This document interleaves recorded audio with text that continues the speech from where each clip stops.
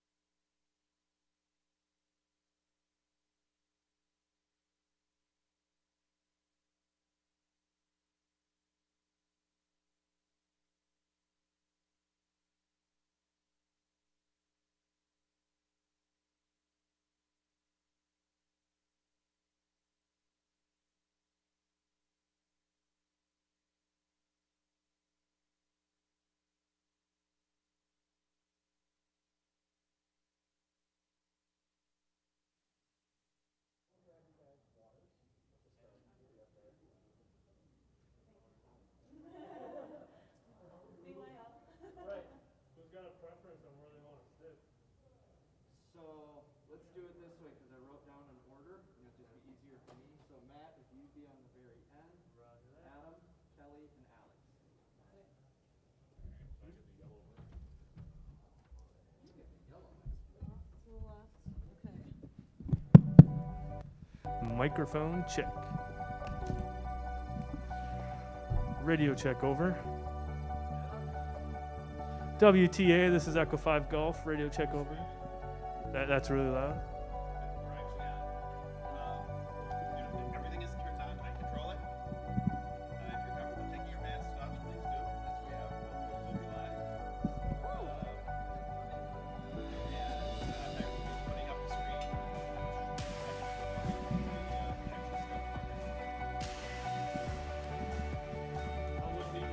How would we disable? Okay, this one's all the way.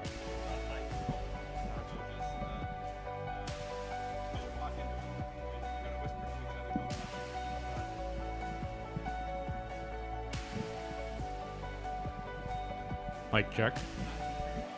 Okay. I mean, how close do I need to be for? All right, so. What's that?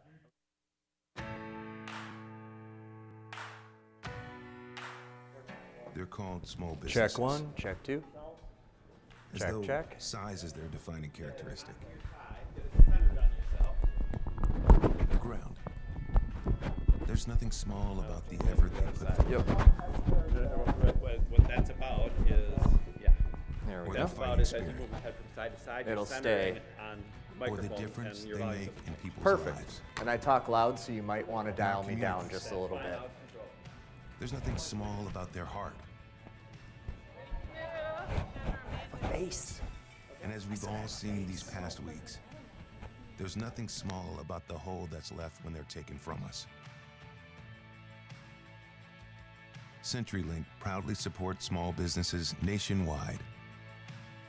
Because to us, small is big.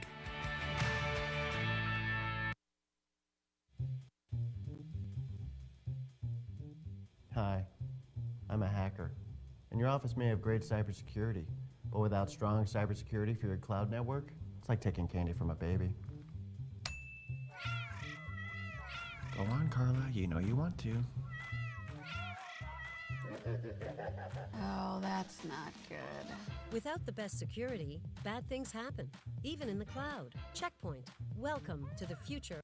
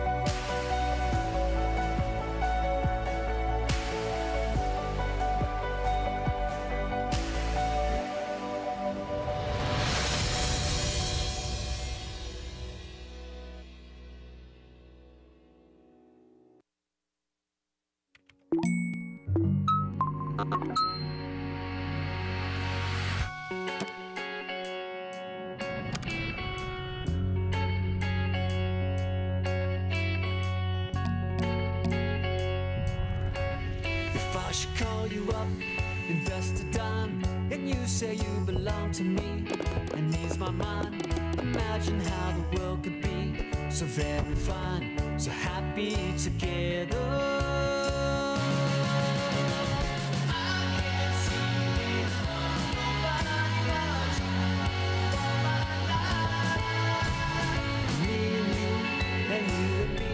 No matter how they toss the dice, it had to be the only one for me is you, and you for me, so happy together.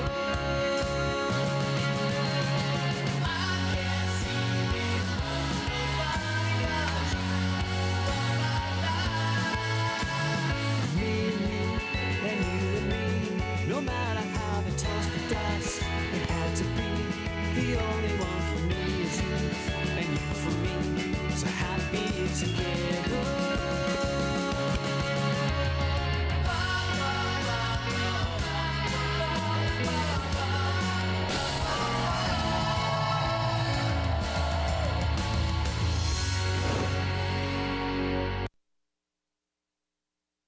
And that is the entire super secret product roadmap. Okay? Remember, Not a word to anyone. This is some really good intel. That's not good. Without the best security, bad things happen. Checkpoint. Welcome to the future of cybersecurity.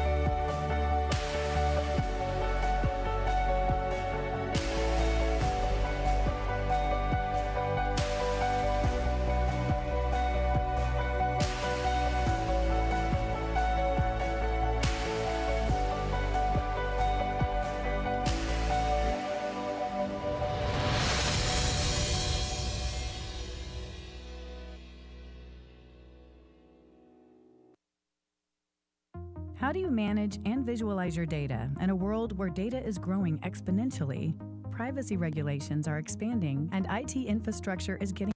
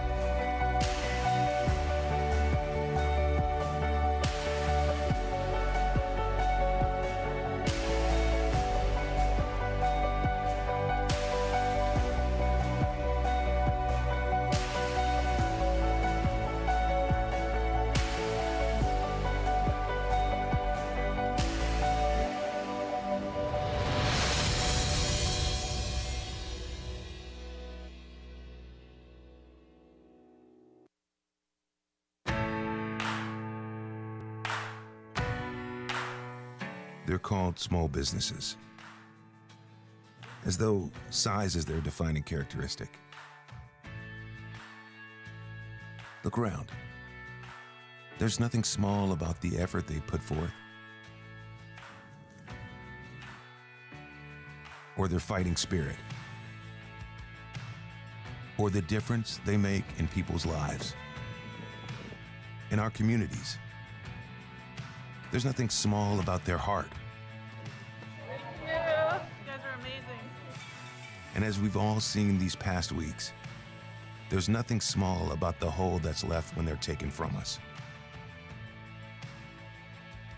CenturyLink proudly supports small businesses nationwide, because to us, small is big.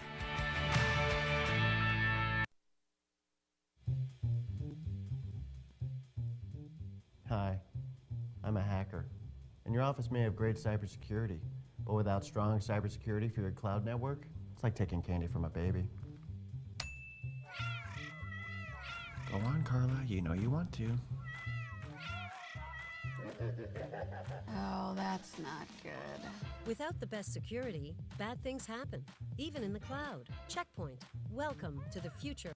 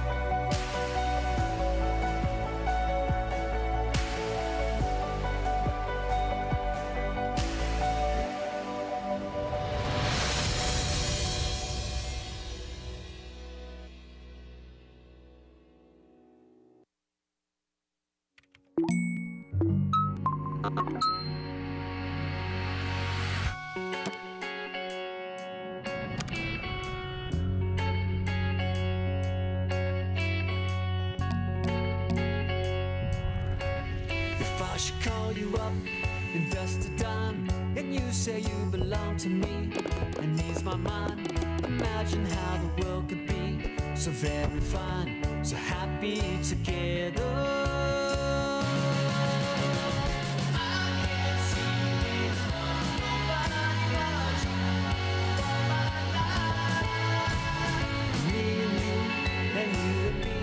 No matter how they toss the dice, had to be the only one for me is you, and you for me, so happy together.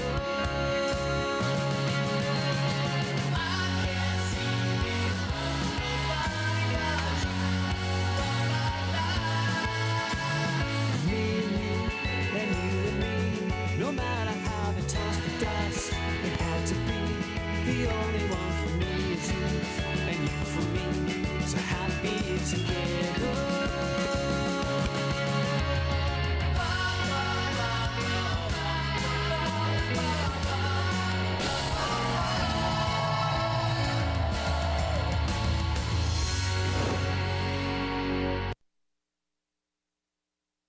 And that is the entire super secret product roadmap. Okay? Remember, Not a word to anyone. This is some really good intel. that's not good. Without the best security, bad things happen. Checkpoint. Welcome to the future of cybersecurity.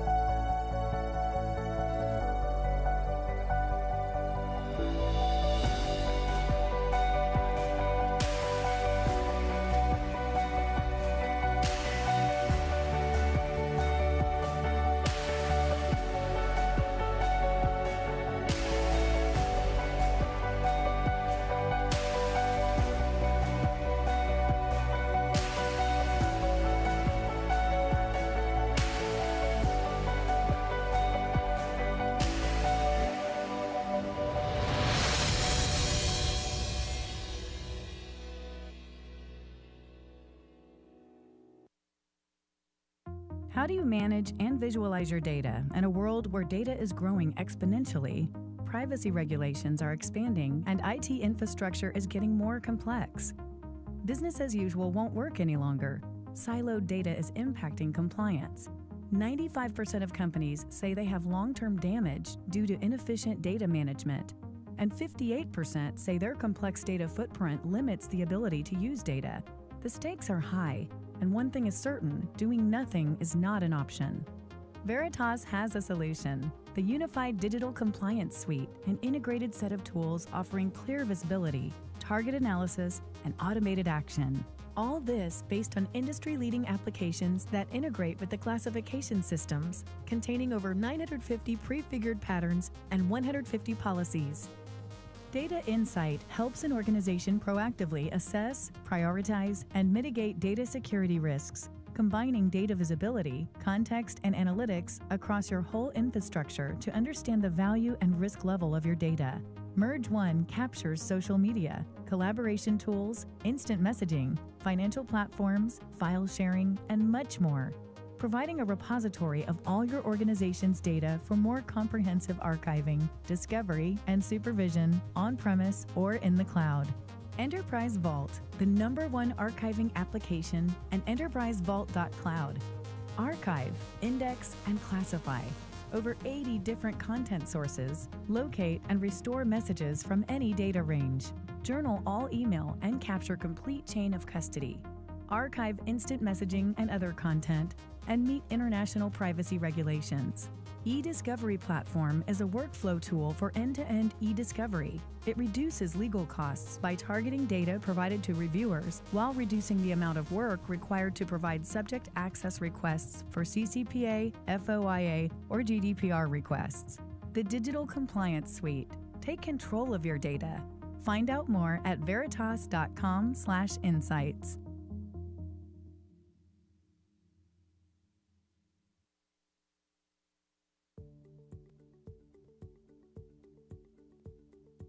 I'm Nathan Lesnowski, Concurrency's Chief Technology Officer.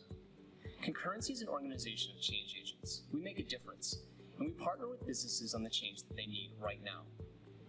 Concurrency engages IT operations to build an efficient, capable cloud for the business. It also partners with the business in disruptive change to bring about new revenue and to bring about operational savings. We partner with businesses like Brunswick Corporation on a connected boat platform and migrating them to the cloud. We also partner with businesses like Clover Imaging that are doing AI-enabled distributed warehouses. We partner with businesses like Duff & Phelps that need to engage their customers with modern app platforms. And also engage customers like Rockwell Automation that are doing secure modern workplaces. Concurrency partners with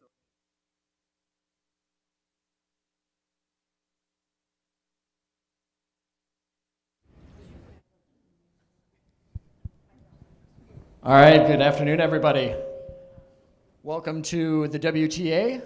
We're very excited for today's event. We are joined by some members from the ISSA, so very thankful for them to be here and help us put together this panel together. And join us in the efforts of helping secure the human side. Today will be moderated by Ryan Cloutier. He is a virtual CISO at Secure Studio. Very excited for him to be here. He brings a very different approach to talking about security, a lot of passion, and really excited for what he has to say and the way he's going to help moderate today. So I'll turn it over to Ryan and kick things off. Welcome, everybody. Who's glad to be in a room with other humans? Awesome. Really excited today. We've got a great panel here. We're going to talk about the human aspect of security. And the reason we want to focus on that is, quick show of hands, who's been in this industry 5 years or more? Who's been in this industry 10 years or more? How about 20 or more? Have we made any difference? Have we made any progress? Not much, right? Still have the same problems, still have the same challenges. We buy the blinky lights, the firewalls, the antivirus, the anti-malware, the IPS, IDS, all these technologies, and we implement them, and then Dave screws us all, right? Clicks a link, and boom, now we're in an incident response scenario. We're dealing with ransomware. So we know that technological controls alone are not the solution. And as I've been in this industry now for half of the gray hair, the other half came from raising a teenager, I learned that when I had authentic conversations with people and I took time to understand how they managed information security and cybersecurity in their personal life, not in the workplace, all of a sudden progress started to get made. Some of the most successful security teams that I've built in my career are teams that are competitive for defense. They want to be the one to report it. It's the front desk admin, it's the bookkeeper that are fighting the good fight and being that front line of defense. But the only way I was able to successfully get that human being to understand their role in protecting the organization was not to talk about work. It was actually to go back and talk about their household, to talk about their family and what they do for their children. So I hope today as we go through this, you have that understanding and that lens on as we talk about this. This isn't about computers. Information security is not about information or security. It's about protecting people. If people didn't get hurt when data breaches occurred, none of us would have work to do. And we know as we move into this brave new future where everything is smart, and those of us in the room, we work in the business, we know smart means dumb.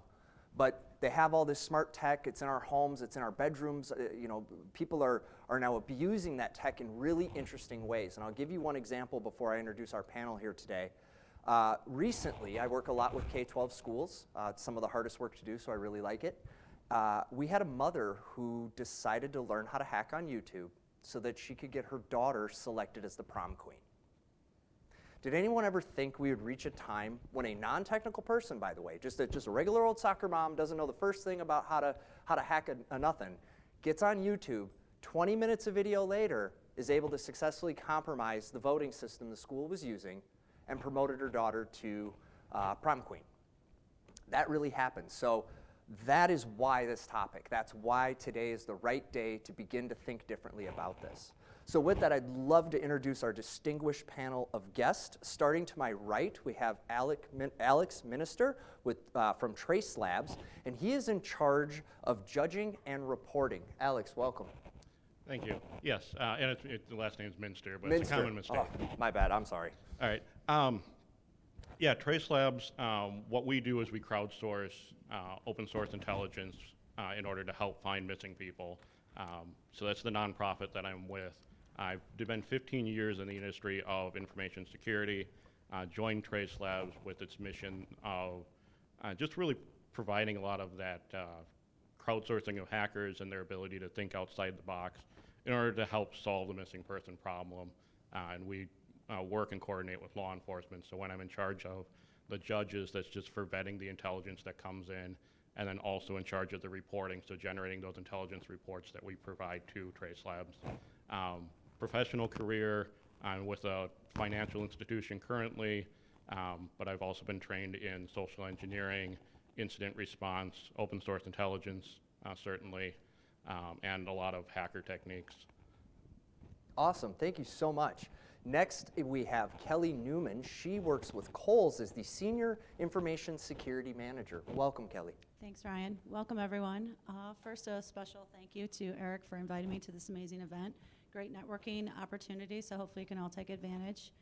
Another special thank you to Kohl's senior leadership for supporting me in this very interesting topic. As you can imagine, we take it to heart day in and day out to protect our customers and our associates, their data, their assets, and their well-being. I've been with Kohl's 3.5 years, and it's actually my first formal security role. Prior to that, I was in network for too long, and as you can imagine, though, security is everyone's job, so there was a lot of aspects of my networking role that led me to this information security role. Currently, I manage a team of tools and engineers, so we are responsible for designing, building, and running all of the security solutions. We're essentially a security DevOps organization. In addition, we have an operational role where we review access and connectivity requests, think firewall rules, and so forth. So while we're very much in those solutions, every day, particularly as we've reorganized in this new world of remote, we need to work with people and understand them, and our roles are constantly changing, so this topic is really of interest. Thanks for having me. Absolutely, thank you so much.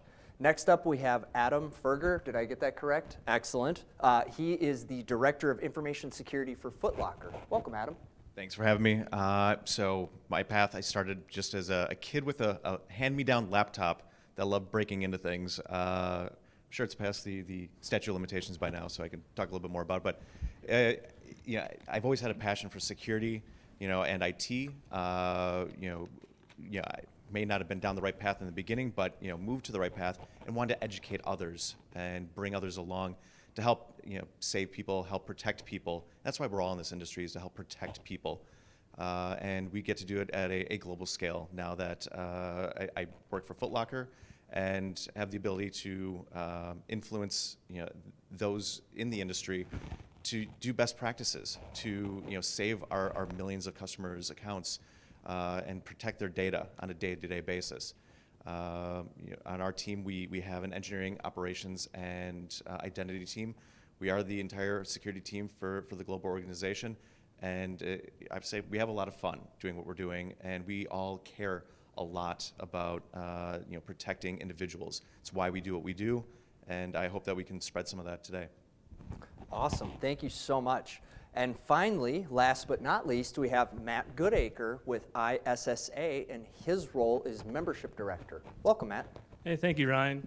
It's an honor and a privilege to be up here with all my peers talking about this very important and, sometimes touchy subject.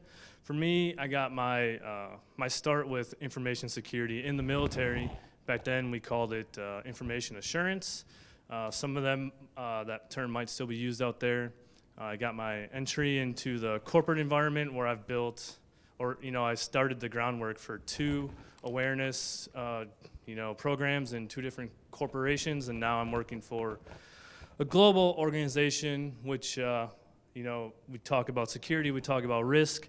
I don't want to divulge that because that's, a risk level I don't want to accept at this time. Good answer. Can we get a round of applause for our panelists, please? So my first question for you guys, who here has updated their home router in the last 6 months? All right, I love it. Strangely enough, that is something we need to be asking people. Most of the folks we're trying to protect who are now working at home don't understand the steps they need to take in their own household to help you keep them safe. Anyone here in the audience taking that approach? Talk to your employees about how to update their home routers and patch and update that technology? Today might be the day to start thinking about that. It is such an effective tool. And we know that as of the last report, the top 50 wireless router vendors have been fully compromised and have patches available to fix it, but folks just aren't applying it. So my next question for you guys here is, when you have conversations with employees about their need to take their safety online a little bit more seriously, what is some of the resistance you're hearing? And we'll start first with Alex. Okay, yeah, so talking to employees and some of the resistance that I get for it is really just, they ask about the level of security or just the complexity, and really just the, some of the pushback we get is just kind of how to do things and get some instructions. I know one of the solutions that I like to advocate is just to have your own custom guides for how to do things. It's one of the approaches that I've seen through Trace Labs with protecting our users or our participants as well, that want to participate in helping to find missing persons. They're concerned about VPNs, they're concerned about virtual machines. One of the things that has been very positive is that instead of sending them off to a Google document and saying, read this, here's a couple of links, we've made our own tutorial videos. We've had fun with doing our own public service announcements. And that's one of the things that I like to bring into the industry, both at my employer. We do these talks or these presentations in order to help educate our end users and make it a lot more personal than just sending them to some resource that's found, or just, here's a NIST resource or a Microsoft resource for keeping yourself online. Doing it yourself also puts them in touch with those subject matter experts as well, and they can just contact the individual whose name is literally at the bottom of the screen. They can reach out to them with questions. Would you say, just to kind of recap what you said there, so having that personal connection, taking time to connect with them as an individual instead of a group, do you find that helps ease some of that burden? Yeah, because a lot of people, when they try to undertake these security tasks or just these uncharted waters, they really want that guide to help them instead of being sent out on your own. Just like the example of updating your router, if I said, update your router, here's a list of routers, click on a link, and if you have questions, reach out to us, versus running through a couple of examples and saying, no, here is my contact right down here. Contact me if you have questions, or contact these subject matter experts. Excellent. So for you, Kelly, same question? So you hit a couple of themes there. Pushback comes because it's time consuming. I don't have time to be worrying about my router. I've got to be getting my work done. It's inefficient. This is very slow to be secure. I just want to get through this. So let's just uncheck the security, skip over that for now. I'll come back to it later. And I think the third theme that I see in both personal and work life is that people think it's not going to happen to them, that they're immune to what's going on in the world. They're not going to be the one that gets their identity stolen or their credit card used. They're just oblivious to it because they think it's not going to happen. So that's where I see the pushback. It's interesting you bring that up. I too hear similar pushback a lot of times from small business. I don't have anything the bad guys want. And my answer to that is they want your computer so they can conduct more crime. And that seems to be a bit of a showstopper for them because it's no longer just about them and their data. Maybe I don't care. Most of us have had our bank card stolen at some point. Anyone not? Show of hands. Anyone not had a bank card returned?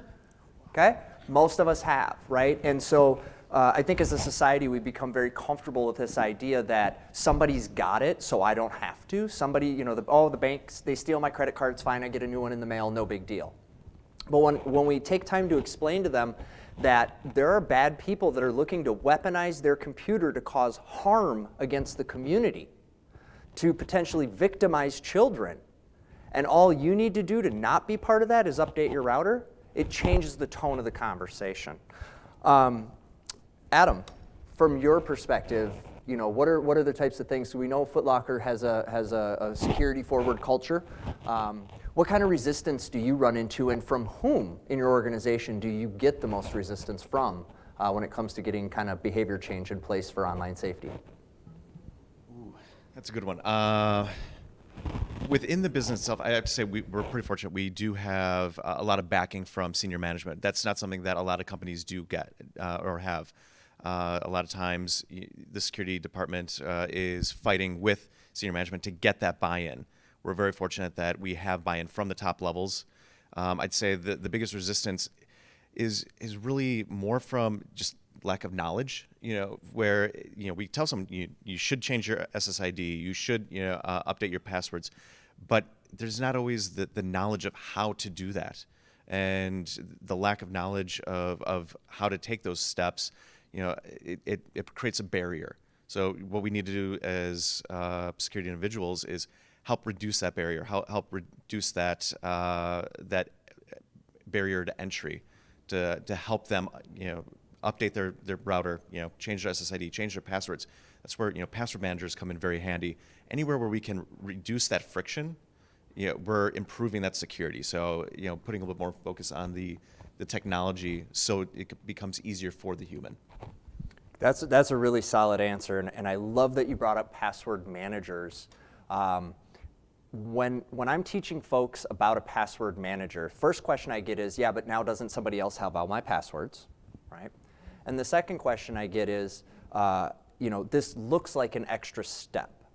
And when I take time to point out that it actually is a convenience enabler, a time saver, then again we get that mental shift. It's no longer a friction item, it's something that's going to benefit me in my day. It's going to help me to manage better. And those of us in the room, we're responsible for many, many different accounts. I couldn't even begin to imagine how many passwords I have inside of my vault because I don't have to think about it anymore, right? I just go and I want to log into that one, click, and I go. So I think that's really awesome that you're having that focus. Matt, for you, similar question.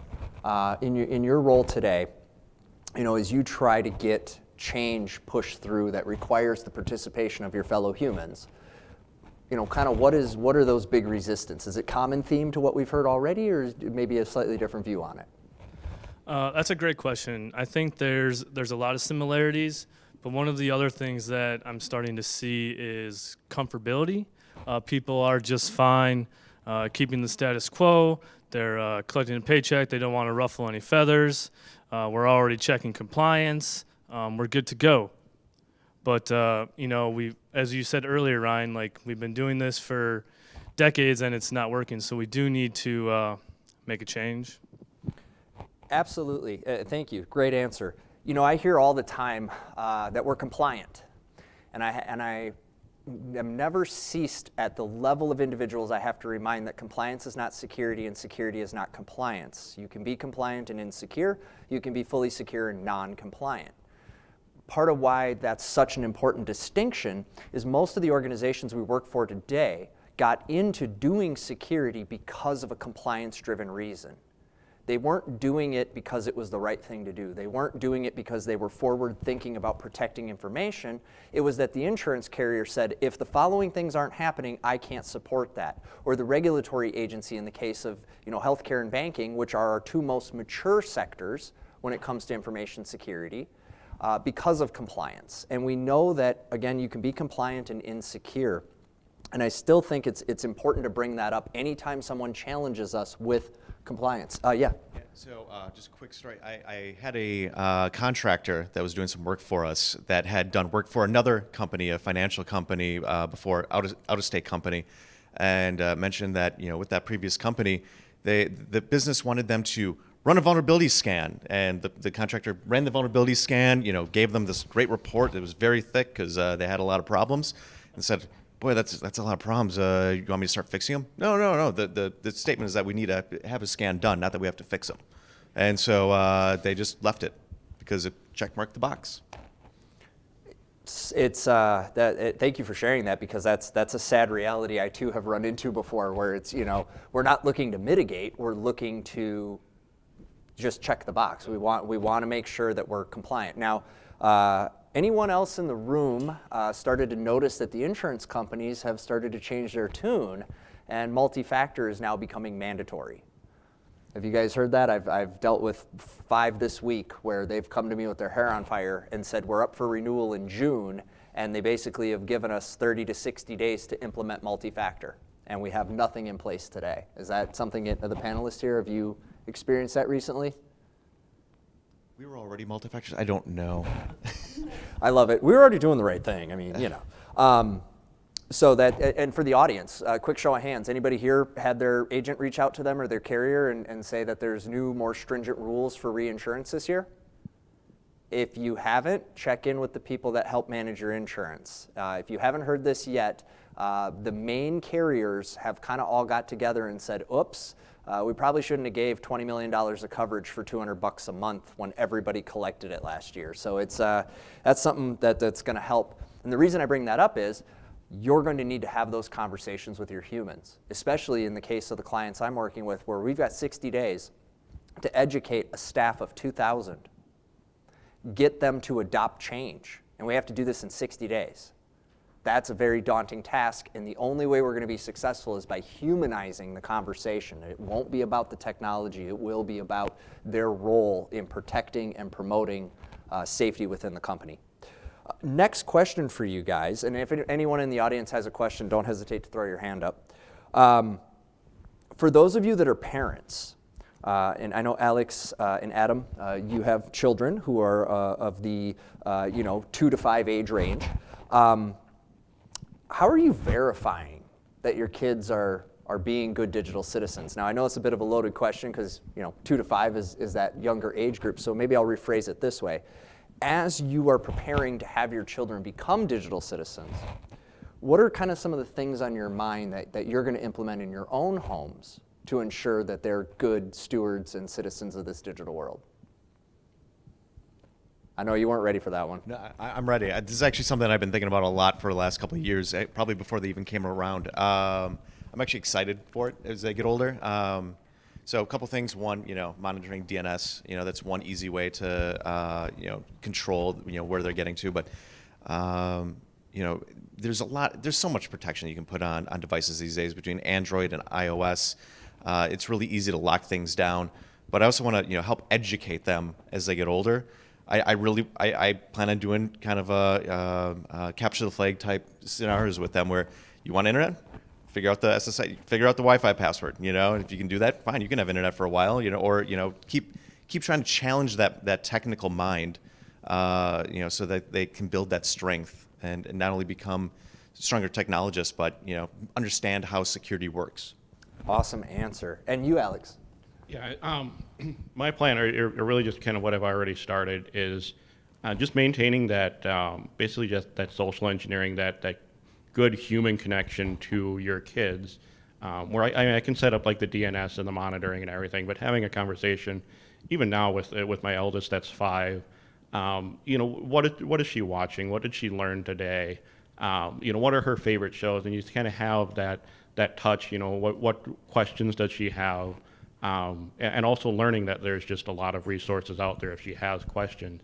I can stay, in synchronization with my children, and then as they get older and establish friends online, you have those relationships to where who they're talking to, what they're spending time on, and really where they're coming from, just as that human connection versus just learning everything about what your kid is doing through a single pane of glass that you're watching everything that they're doing, like you're monitoring, some mail server.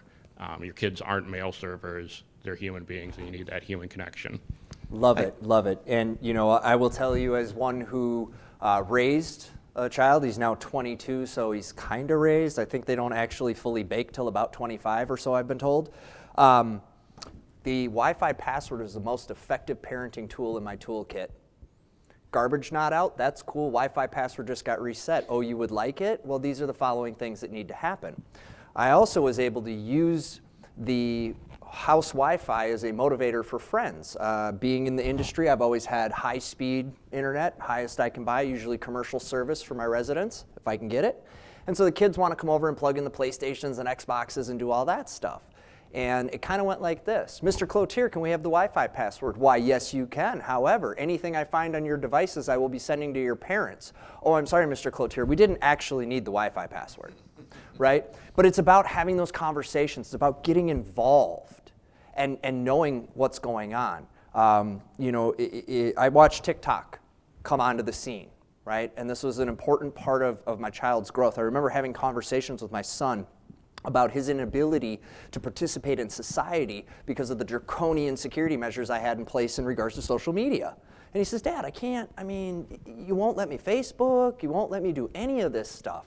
Now, I will admit, in hindsight, when my son asked about a webcam in his bedroom so other people could watch him play video games, mind you, this is circa 2004 or 5, I'm like, absolutely not, you're insane. And who would do that? Well, egg on my face, but we have to find a way to strike that balance. We have to find a way to have these conversations with our kids, because our kids are somebody else's employee later, right? Every human goes on to affect or impact other humans. You know, do you want your doctor having poor practices? No, you don't, right? We have to have these conversations. I'm working with a medical company right now where the doctors are fighting me tooth and nail because I want multi-factor authentication for the medical system. And they think it's an inconvenience. The patients don't. The patients want them to have it. And the only way I can break that barrier, again, is by having that dialogue where I take the tech out of it for a second.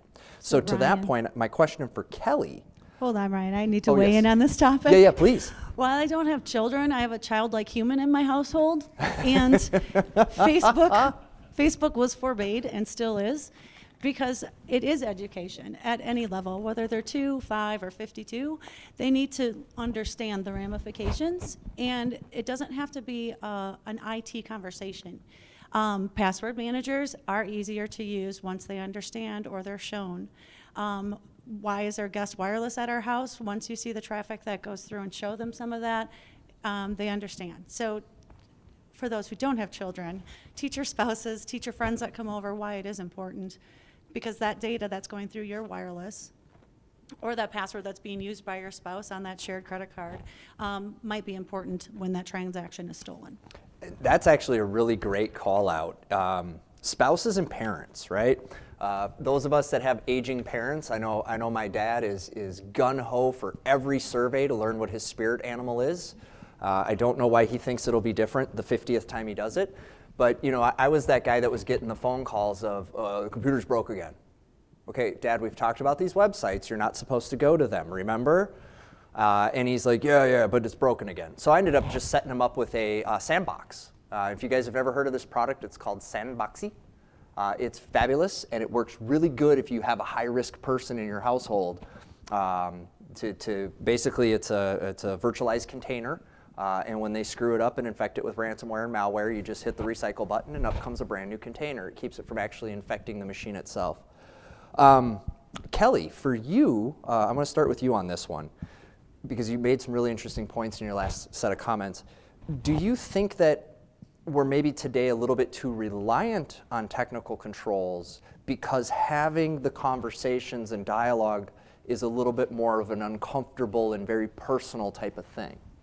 Absolutely, I'd agree with that. I had actually a friend of mine ask how work was going and what was going on this week. I shared this conference, and they're like, oh no, not like that weird security stuff, right? It's just not an interest to those who aren't in the industry. But in sharing little tidbits, like you're posting your vacation pictures on Facebook while you're on vacation, you realize now everyone knows you're not home, so that local thug down the street's now at your house. Just little things like that, start to share, have that conversation. Then they open up, then they start to kind of be more interested in the conversation and aren't quite as reluctant, and it kind of opens the doors. I think we've hit a few themes here between kids and spouses and elderly. Just trying to ease into that conversation and make it easy to consume, meaning the security control easy to consume or the technology. Disable all of the software that mom or grandma doesn't need to use on her laptop. Help, again, your children or your spouses or your friends understand that basic actions, keep it very simple. Change your password, use a password manager. They don't need to be high tech to do the very simple things that can get them one step elevated in their security posture. That's an excellent answer. So this is a fun one, and I'm really curious to see what you guys think of this one. So starting with Alex, in just a very brief description, who in an organization is accountable for information security? Yeah, I mean, really just the accountability comes down to information security. So you'd say the information security team is accountable for information security? It would be I feel it's the business owner, and that information security is the advisors to the business or the system owner. Information security likes to often play like the no game or the accepting risk game, but it really comes down to the business owner, that if the business owner says, we want to completely blow through our firewall and have it not there, that's the accountability, and information security starts as the advisors in that realm. Nice. Kelly. It's ingrained in my fabric. It's everyone's responsibility. Okay. Adam. Period. Everyone's responsibility. Matt. It's a great question. I think the ultimate, the road stops here, responsibility, accountability ends with the CEO. I actually agree with Matt.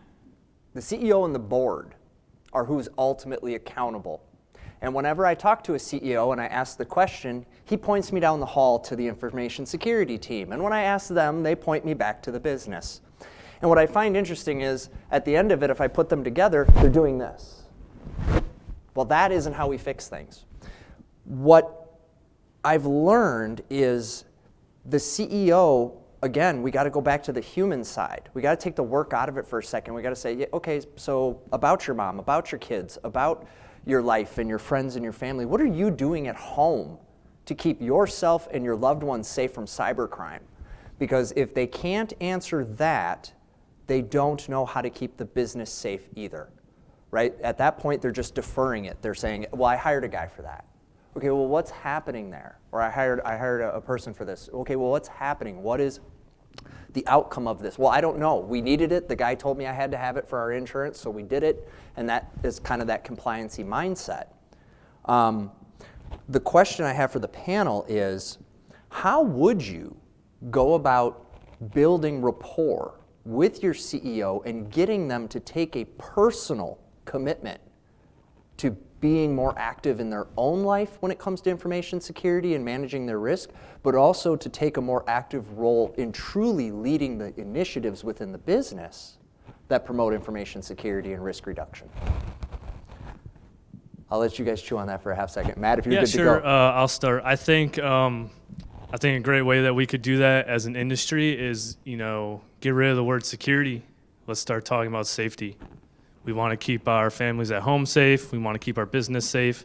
And I think, the security industry, we've been saying no, we're the Department of No for the last 20 years. If we start approaching it differently, and we start asking more questions, talking about being safe, there's so much in the industry that is connected that, we as professionals don't even understand the total ramifications that can happen.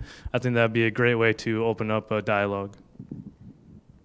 I'm fortunate in my current position that we've got significant leadership, C-level on down, engagement and support for our information security, and our campaign is about it being everyone's responsibility.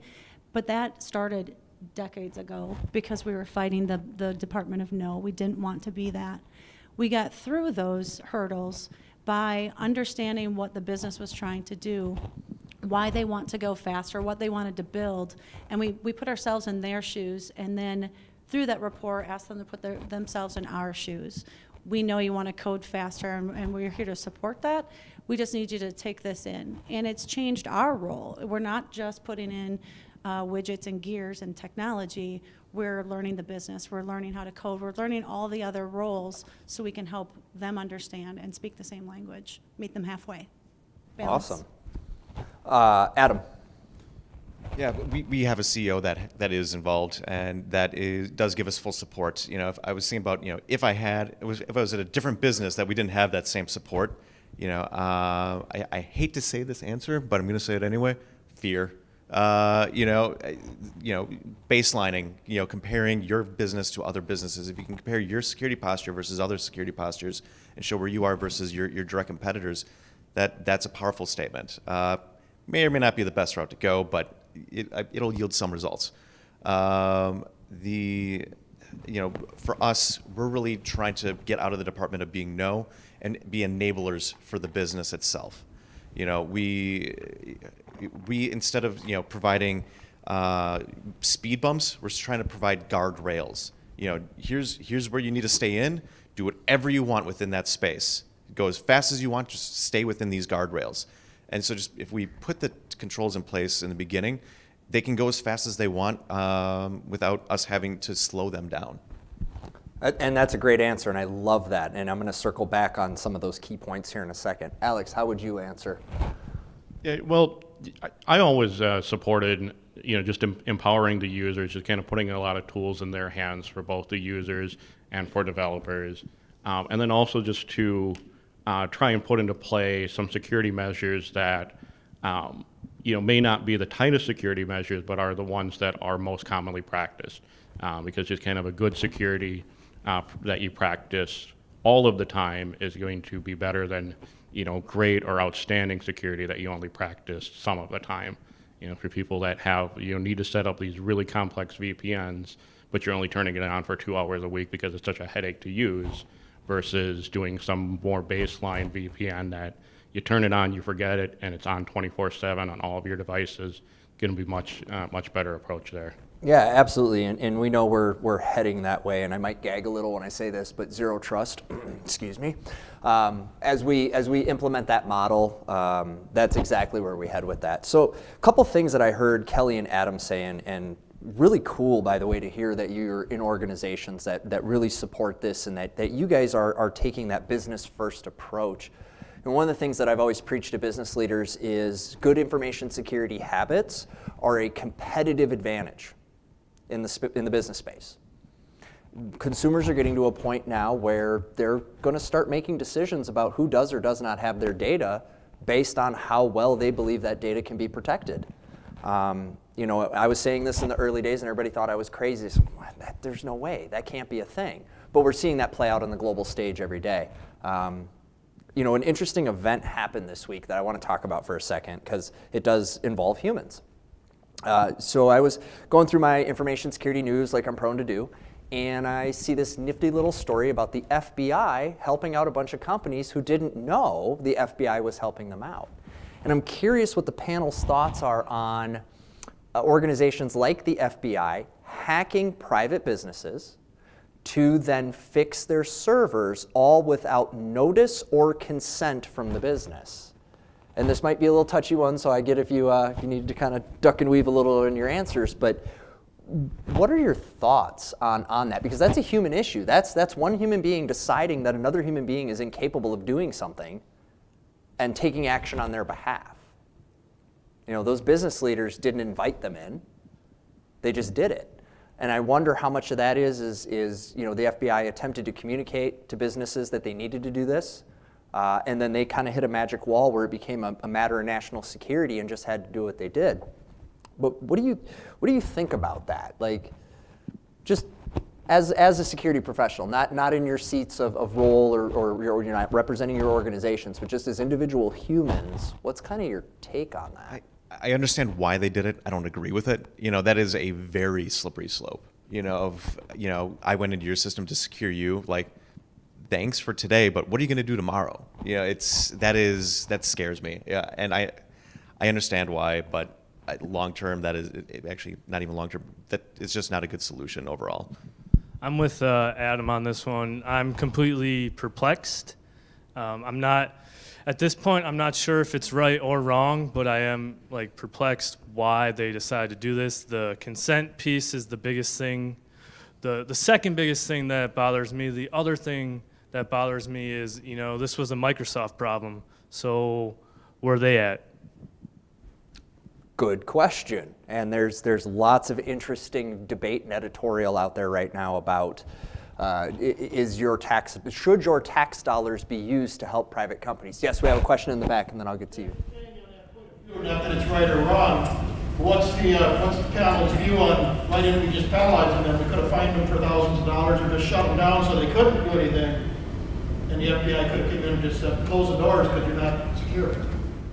Great question. So just to reiterate that for everybody, the question, and I'm gonna paraphrase here, but essentially is, what about the alternative of enforcing penalty or terminating their ability to conduct business because they had a threat that was significant to national security versus going in and doing it? Do you think that might have been a better approach, knowing that this is all net new territory for everybody? I think that's very touchy, but if we really want to get movement in this conversation about being safe and protecting data, I think that'd be a great approach. Alex? Yes, my thoughts on the FBI connecting in, and you said that they did this without the knowledge of business leadership. A lot of these companies sound like they're small, and you have the question of, is there business leadership at these companies?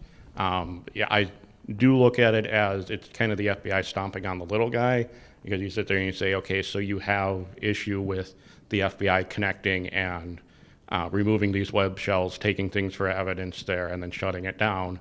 But you might be a little guy that it's like, what are you going to do about it? They're not connecting into Fortune 500 companies and remediating this because either, first of all, they have business leadership that's identifying this as a problem, doing the proper risk analysis for it, versus a lot of the small businesses that they either don't have, the proper business leadership. They might not even have a security department, and they may be in over their head and just unable to be reachable by FBI. I think in some instances they even have to just kind of go through the ISP for providing notice. So if I was to recap that then, so am I hearing that you aren't necessarily against it? That because the small business lacked the necessary abilities, skills, talents, support, that maybe this was a helpful thing? Am I reading that right? I think it was, in order to, I may take the personal stance that, it was helpful for somebody to remediate it, that in the absence of business leadership, that would be an appropriate thing. I know a lot of companies are freaking out about this, going, oh, well, what if this happens to us? Well, hopefully the businesses that you work for have business leadership and risk analysis, to where it's not going to be a problem where you're just leaving things of national security wide open, and FBI is doing their job in securing things. And I kind of come from the aspect that there's a lot going on with security that the FBI may not even be telling us about. That's I can happening. assure you wholeheartedly, there is so much more going on right now than is hitting the news. So I love this, and there is no right or wrong answer, by the way. This is just net new territory, and I love the fact that we got diverse and different perspectives, both from the panelists and as well from our question from the audience, because I think having dialogue around this is what we need to do. And we know as a society today, having dialogue that is contentious can be challenging, but I think we as security practitioners need to help lead the charge of forming those groups to have those conversations. One of my favorite things to do in a company is to find the communications director and help them help me shape my message for the culture of the company, right? Nobody knows the culture of the company better. I'm coming in as an outside advisor. I'm trying to give some security consulting, but I want it to be effective. And I realize that there are elements of culture within that organization. There are, there's always well, see what happened 20 years ago. You weren't here and you don't know. Well, that's fine. How do we move forward? How do we build these kind of communication chains? So I think this is a good topic for you as you go back to your businesses. If you haven't had the conversation to say what happens when we have a vulnerability that is considered to be a matter of national security, do we have an incident response plan for that? Do we have a vulnerability mitigation strategy for when the vulnerability is not just a regular old vulnerability, but one that has the potential to affect and impact national security? Anybody got that contingency plan? Show of hands. Anybody have the what happens when the government comes and shows up plan? Might be something to consider given the current events. And we know the cyber war is not going to cool off anytime soon. As a matter of fact, I just saw some stuff last night that will hit the news maybe later this week or next week. Spooky stuff involving our friends over in Iran. So, as I think about kind of this human aspect, I would like to ask the panel to give one example of a human, either in the workplace or out of the workplace, that you feel is better off today from a safety perspective because of an investment of time that you made with them. And just a brief little synopsis of who that human is in your life, not revealing, personal details, but how'd you do it, how was it effective, and how did it make you feel to help them? Kelly, we'll start with you. Well, I go back to that non-child human that I have, and I think he's better off because I'm around. Facebook, it's an easy example. There's a lot of data out there and a lot of threat actors that are mining data from Facebook legally and illegally. And with that, they can put together a lot of pieces of the puzzle to a person's life. that can destroy their credibility, their future, their careers, their credit, you name it. A threat actor out there can intentionally or inadvertently destroy your loved one or a friend or a coworker or colleague. And so I think educating any of your peers on some of the simple things to watch out for, and it really comes down to awareness. Just pay attention to what you're putting out there, pay attention to who's watching it, pay attention to your credit card statements. Like, nothing here is rocket science that I'm sharing with you, but it is critical to those who aren't paying enough attention to help raise that awareness. So yeah, I think he's better off because I'm around. I like it. I'm pretty sure my wife would give a similar answer. So for you, Alex, same question. Give us an example where you've interacted, with a human in your life to help them be safer online, and how did that make you feel at the end of that engagement? Yeah, I mean, I mean, near and dear to me is really just helping fix the missing persons problem, and just interacting with both fellow investigators, and then also in some instances interacting with the parents of missing children, and being able to let them know that someone is working on their instance, and in some cases be able to provide some closure. So when we spoke of all the puzzle pieces that you can find on social media, all these things there, Trace Labs leverages that for good in order to paint a picture as to where the missing person might have gone. So it's been something that's been incredibly beneficial. Can also be incredibly saddening as well. Just working on some of these cases and running into dead ends, but it's made a very positive impact to the community. Law enforcement the world over appreciates our efforts, and just that awareness that's been increased. That even on my part, just running some of the tools and techniques on my stuff, I go, I didn't even know I had that out there, and it's just one of the things that the awareness both for my personal lives and then that I can bring to others has really helped raise the bar. Awesome, awesome. Adam, for you, sir, same question.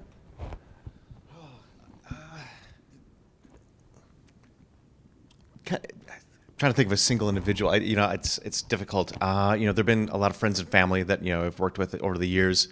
That just really a big piece is really social media. I don't use social media. I have social media accounts, but for reading, but I don't post anything. Haven't in years. But one that kind of actually pops into my head is I helped out a friend years ago. They were just putting a little too much information out there, more on the inappropriate side. Like, not only is this going to be used against you, potentially by an attacker, but, if more and more companies are looking at social media profiles when you go to look for a job, and this might hinder your ability to get a higher level job. They did clean it up, and actually they're trying to get into the security industry right now. Nice, nice.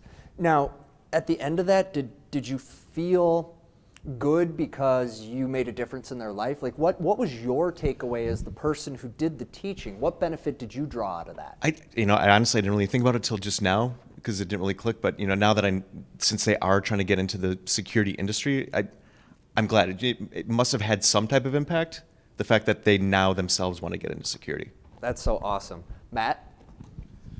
All right, so I'm gonna give you a little bit help here, Ryan. So I initially would say my mom, but she's more of a analog human versus digital. So I'm gonna go with my niece. I actually had a great conversation with her over Easter.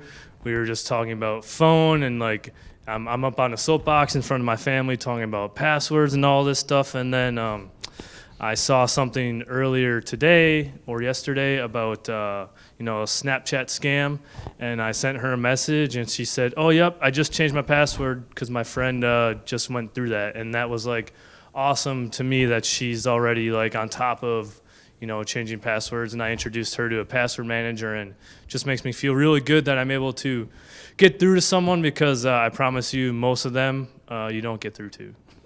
No, that's awesome. That's so good to hear. And Matt touched on an interesting thing. So he said analog human. I have this crazy idea that human beings are analog biologic creatures and we're trying to live in a digital world, and there's an inherent incompatibility between the two. There is no analog to digital converter in your brain. I'll give you the example of why I think this. You can go on the internet right now and you can watch a video on YouTube of a car accident, and you'll say to yourself, wow, that was serious. That was a really bad car accident. If you see it in person, you will have a physiological response. Your chest will tighten, your breathing will shorten up, your perspiration will increase, your heart rate will increase, and you will have a physiological response to that. And depending on how traumatic that event is, you may actually be permanently impacted by that and require some form of therapy or counseling. Yet the exact same content in a digital format, pretty insignificant as far as how you respond, what your takeaway is. And I believe one of the challenges that we face as we continue to go full steam at 1,000,000 miles an hour into Pandora's box is that we can't see digital risk. That inherently we can't see it. It doesn't affect us in a way that triggers that part of our brain, that primal part of our brain. Anybody ever stood too close to a cliff? You ever had a semi-truck get too close to you on the highway? That feeling, I call it the pucker factor. That feeling is that physiological response.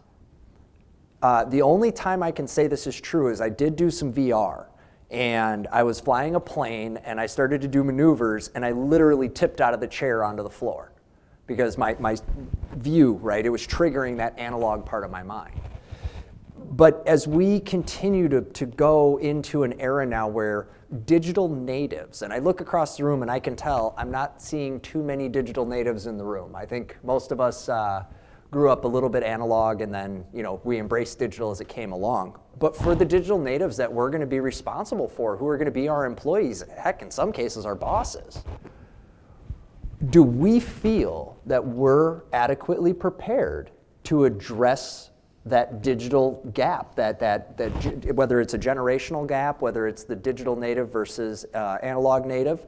But to the panel, do you as individuals feel like you have enough information on this topic, enough resources to be effectively equipped to interact with those employees who live on their cell phone, who will be tweeting out every single bit of their life?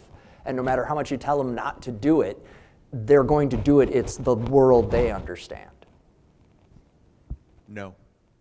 Simple answer, no. Perfect. Honestly, a lot of the things are changing so quickly that we're not prepared yet. I mean, regulations aren't up to speed yet. We're not up to speed yet.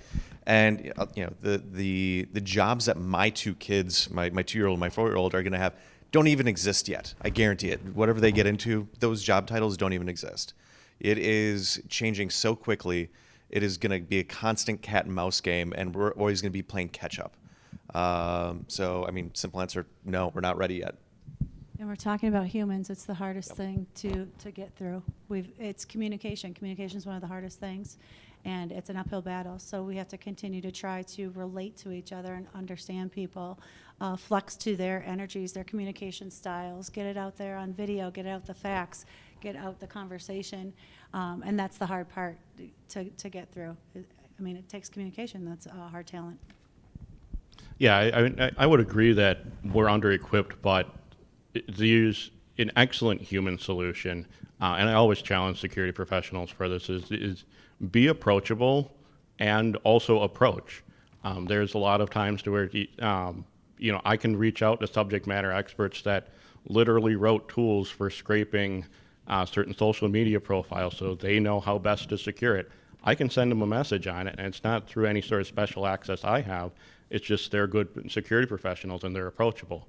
Likewise, I get questions all the time from people world over asking me questions on things that I may be a subject matter expert for. So be approachable and approach other people, and that's really how we're going to equip ourselves with the appropriate tools to solve just the myriad of problems that are going to continue to arise. Yeah, I agree. I don't think we're equipped yet, but one thing that, I'm rolling around inside my head right now is I think, like you said, Ryan, a lot of us are analog at this time. So I feel like we feel, we don't have that feeling. But with the younger generation that's growing up now, they are built into that digital. So is it possible that maybe they do get a stronger feeling from it than we do because we're kind of like a hybrid? An interesting point. Right now, so I actually have worked with a couple of universities to explore this question, and one of them was the University of Hawaii's Department of Neuroscience. And I said, how can we do this study? And they said, well, interestingly enough, Ryan, we're doing a study right now on this. And I said, oh, fantastic, share the data with me. And they said, well, one of the challenges we have is our insurance company won't let us reproduce real risk. So we can measure they're doing functional magnetic resonance imaging on the brain, and they're showing them video of risk-based situations, and they're able to map that. I said, well, how does that correlate to analog? They said, no, the insurance people will not let us do that, because in order to truly do it, they have to put the people in actual danger. So it's fascinating, but I think there is a bit of a difference. Matt, you bring up an interesting point in regards to the integrated nature of digital to the youth. Has anyone here heard about the psychological study that they found that if you take a cell phone away from a child, you can actually introduce trauma and PTSD by taking a phone away? So if I'd have known that when the phone conversation came up in my house, I'm not entirely sure I would have ever gave him one in the first place. Realizing that the absence of this technology is a traumatic experience. Show of hands, who's lived through a disaster of a data center? Right? Absence of technology is a traumatic experience, right? It becomes interesting because that's kind of what we're up against. And I want to talk about this in the context of the employees that are coming into our business now, right? We have young 20-somethings, they're going through school, they're coming into our business, they're becoming our employees. Well, if they're looking at the world completely different from the way we see it, right, we got to build the bridge. And Kelly said some really important stuff about that communication. It's about that relationship. It's about having the dialogue. What if I told you that the #1 tool in your toolkit to have better conversations is compassion? Taking time to understand them, really understand them. What matters to them? What makes them tick? I'll give you an example. I have a friend, he's also a security professional, and we have vastly different risk profiles. So I called him up and I said, hey, I'm gonna go jump out of some airplanes. And he said, cool, I'll watch you from the ground, right?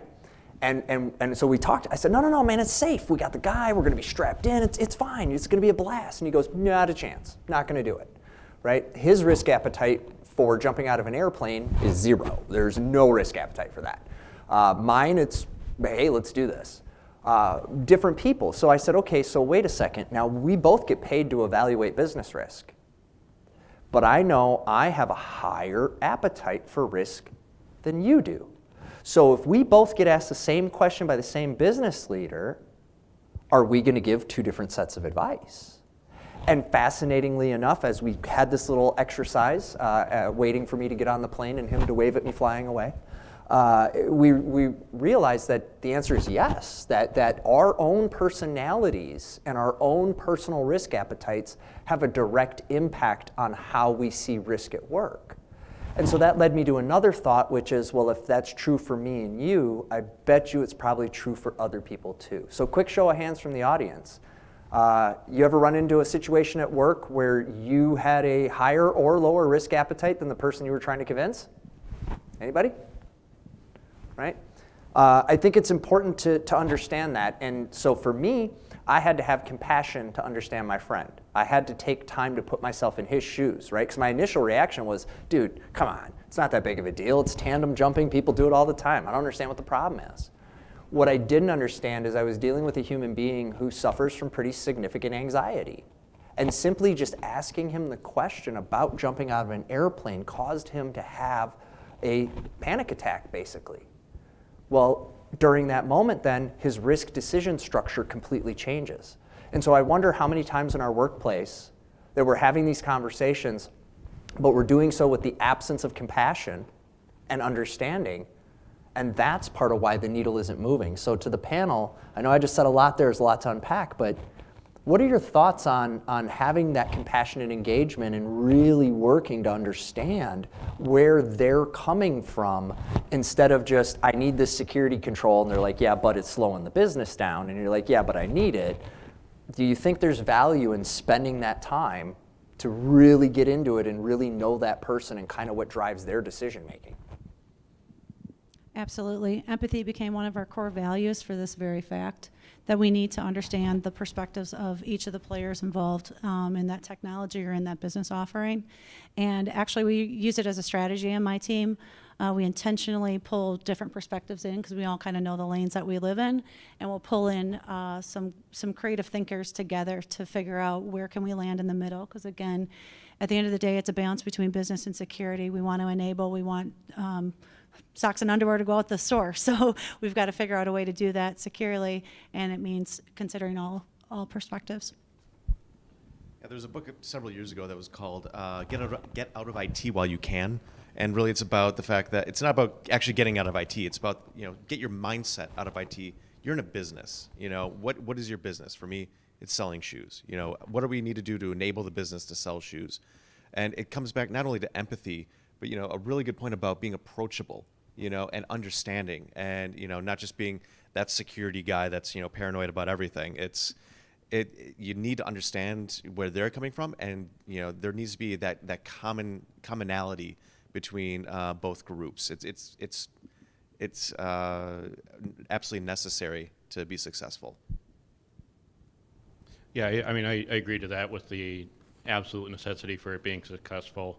I've run across a lot of security professionals, very technically talented individuals, and you can see this sometimes when you talk to, if you talk to college students, high school students that are asking what it takes in order to get into the information security field. And whenever you bring up like the necessity for those soft skills and interacting with people, you can just kind of read it on some of their faces where they go, I have to talk to people. I can't just code this amazing tool and get into a six-figure job. And no, it's not what happens. And unfortunately, I know a lot of very skilled professionals that do not have the soft skills, and they don't know how to approach things, from that business mindset with that, empathy, compassion there, and understanding the business. It's an unfortunate thing, but it is a very necessary skill. I agree 100%, and let me tell you what, that's something that was painful for me coming out of the military. I mean, there's not a whole lot of compassion there. I mean, you tell someone to do it, they do it, and you yell at them, and everything's good, it gets done. Try doing that in a corporate environment. Doesn't work very well, so I identified that a couple years ago, so that's something that I'm always continuing to improve on. And like you said, Alex, you're talking to students. That's something I did, that was probably 2 days ago. I did a presentation to some college kids, and they're asking me, what can I do to be successful? What certificates should I get? And I'm like, well, I'm going to blow your mind right now. I'm going to use a different term instead of those skills, right? Soft skills. I'm going to call it life skills instead. It's something that we all as humans can work on more, especially right now with all the division that's going on. We could all be better at listening, empathy, and just feeling each other out. Absolutely, and Matt, again, hats off. If you can't tell, Matt might pay attention to the things I do online. Go ahead. This is great, okay? It's really interesting to hear about all the soft skills and about you jumping out of an airplane and your buddy wouldn't really do it. And my question to you is this: in 2 to 5 years old, educating them on technology, I'm analog, and I understand digital. Okay, I understand the whole bridging the gap. Here's the question: are we introducing technology to our little human beings too soon? Well, great question. So to just regurgitate, the question is, are we introducing tech to our children too soon? Now, I'm going to take off my corporate hat for a second, and I'm going to get really honest with you guys. So when I talk to parents, I get asked this question. This is a fantastic question. So the short answer is absolutely yes. Here's what I walk them through. If you're not comfortable letting your child be alone at night in an inner city park talking to strangers, they don't need to be on the internet. Hard stop. Now, if they needed to use it for school, great. If you're going to supervise their use of the technology, like literally over their shoulder, great. But if you're not comfortable allowing your child to be outside just roaming around a bad neighborhood by themselves, you're not ready for that. They're not ready to have unmanaged chat. They're not ready to have a lot of the access. You know, I come from the generation where they stuck us in front of a TV, okay? That was the babysitter, right? I'm a latchkey kid. Okay, stick you in front of the TV, and then they had all the PSA campaigns about not using TV as a babysitter. You guys remember this? Okay? There is no PSA campaign about don't put an iPad in your 2-year-old's hands. So I have stickers that I brought with for you guys, and basically the sticker says warning. I'll pass them out at the end here, but it says warning. This device is addictive. This device is dangerous. This device will steal your data. This device will harm you. Did you guys know there are smart toasters and ovens today that have been getting hacked and turned on? And people's houses are at risk of burning down because of smart chargers and things like this? So we need, in my personal opinion, we need to slow down a little bit. We wouldn't give our 2-year-old the keys to the car. We wouldn't give our 2-year-old a firearm. But we will throw an iPad at them so that we can get back to staring at our own phone. It's a bigger question. It's really a cultural question about parenting. New school parenting is a little bit of, I'm kind of busy right now, right? I go to restaurants, I look around, you know, in pre-pandemic, obviously this is much more common, but I'll see an entire family at the table on their phone. Well, why are you out together as a family then, if y'all are just gonna be lost in your own little echo chambers? And then does anybody remember Thanksgiving? Not this year, but the previous year? Remember Thanksgiving? And the relative that had a different political belief from you, and now everybody's just, and there's just tension in the room. This goes back to the phones. I think, you know, we do need to think a little bit more about the tech before we give it, and we definitely need to secure it better. I'll give you another example, Roblox. Anybody here familiar with the app Roblox? Okay, very popular with the kids, very popular. Did you know it has a chat feature? Did you know it's on by default? Do you know if you don't disable that chat feature that creepy men can talk to your children? These are the conversations we need to have with mom and dad. I don't think it's realistic to say you can't put the iPad in their hands. I'd love that to be true, but I also live in reality. But I think we can do a better job of limiting and restricting how much access that device has, its purpose. You know, as I was talking with Adam and Alex earlier, you know, there is some use of tech, but it is highly controlled. It is highly regulated. It's not a free-for-all. You're not taking that device into your bedroom with you. And by the way, any of you raising children, if your child has their own phone, the best parenting tip I can give you is that when that child goes to bed, that phone goes to bed with you. Don't let them take it into their bedroom. Don't let it be out in the kitchen on a charger that they're just going to sneak out of their room to go get it anyways, because like the sticker will tell you, the device is actually addictive. And that's a whole nother talk for another day about device addiction. But I want to segue that back to this. So for the panel, I have this really interesting concept in question. Recently, I learned that we can manipulate behavior using light patterns. And this is something that folks have figured out. Today, it's used by certain device makers I won't pick on that to make the device more engaging. Okay, there's certain patterns of light that increase your dopamine, serotonin, and norepinephrine. Those things combined make you feel really good, and so you want it. I wonder, though, using that same technology, and this is a bit of an ethics question, should we as security practitioners be looking at using that technology to make the human using our applications more resistant, less likely to be risky? Because if you can pump it up, you can also pump it down. And they did an interesting study using mice where they were able to actually manipulate levels and behavior and risk tolerance within this animal by using light patterns. Do you think, and so the simple question is do you think as technologists we need to be doing a better job to find solutions, technological solutions, that help our users be less risky? I'll jump right in on this. I think that anytime you're trying to use technology to solve a problem, we're not going to win. the problem's just going to get worse. So for me, ethically, I don't think that's a good way to go, and I think we would, create less trust. I was going to ask a question earlier. Actually, no, we'll do that later. Sorry.